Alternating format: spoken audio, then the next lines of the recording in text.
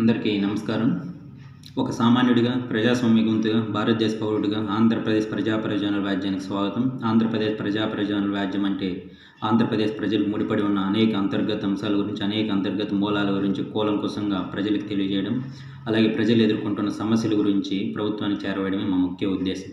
తాజాగా నిన్నటి రోజున గన్నవరం మాజీ ఎమ్మెల్యే అయిన వల్లభనేని వంశీ గారిని ఆంధ్రప్రదేశ్ పోలీసులు హైదరాబాద్లోని ఆయన స్వగృహం నందు అరెస్ట్ చేయడం జరిగింది. ఈ అరెస్ట్ చేసిన క్రమంలో ఆయనను హైదరాబాద్ నుంచి విజయవాడలోని కృష్ణలంకపట్నం పోలీస్ స్టేషన్ పరిధిలోకి తీసుకెళ్లడం జరిగింది. గతంలో వైసీపీ ప్రభుత్వం అధికారంలో ఉన్నప్పుడు తెలుగుదేశం పార్టీ గెలిచిన 23 మంది ఎమ్మెల్యేల్లో వల్లభనేని వంశీ గారు కూడా ఒక శాసనసభ్యుడు. అప్పటి వైసీపీ ప్రభుత్వంలో ఈయన సొంత నియోజకవర్గమైన గన్నవరం నియోజకవర్గంలో 18 ఎకరాలతో కూడిన ఒక చెరువులో అక్రమంగా మట్టిని తరలించి ఆయన 100 కోట్లకు పైగా అవినీతి చేశారు అనేది ఒకటి. అలాగే అక్కడున్న ఎస్సీ సామాజిక వర్గానికి చెందిన కొంతమందిని ఈయన అనేక ఇబ్బందులకు గురి చేశారు అనే క్రమంలో ఈయన మీద ఎస్సీ ఎస్టీ అట్రాసిటీ కేసు నమోదవ్వడం జరిగింది. అలాగే గతంలో వైసీపీ ప్రభుత్వం అధికారంలో ఉన్నప్పుడు గన్నవరం నియోజకవర్గంలోని తెలుగుదేశం పార్టీ కార్యాలయం మీద జరిగిన దాడిలో మరొక కేసు వల్లభనేని వంశీ గారి మీద నమోదవ్వడం జరిగింది. అలాగే ఆ నియోజకవర్గంలోని సత్యవర్ధన్ అనే ఒక వ్యక్తిని పోలీస్ యంత్రాంగం ద్వారా ఆయన అనేక చిత్రహింసలకు గురి చేశారు, అనేక ఇబ్బందులకు గురి చేశారు అనే దాని మీద కూడా కేసు నమోదవడం జరిగింది. ఈ కేసుల నేపథ్యంలోనే ఆంధ్రప్రదేశ్ పోలీసులు ఆయన తాజాగా అరెస్ట్ చేయడం జరిగింది. అలాగే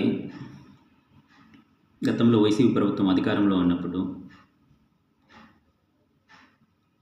చంద్రబాబు నాయుడు గారు సతీమణి అయిన భువనేశ్వరమ్మ గారి మీద, అలాగే నారా లోకేష్ గారి మీద ఆయన కొన్ని పుట్టుకల గురించి కొన్ని వ్యాఖ్యలు చేయడం జరిగింది.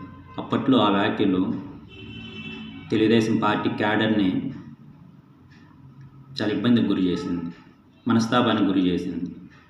అప్పటి వరకు ఉన్న వల్లభనేని వంశీ గారి మీద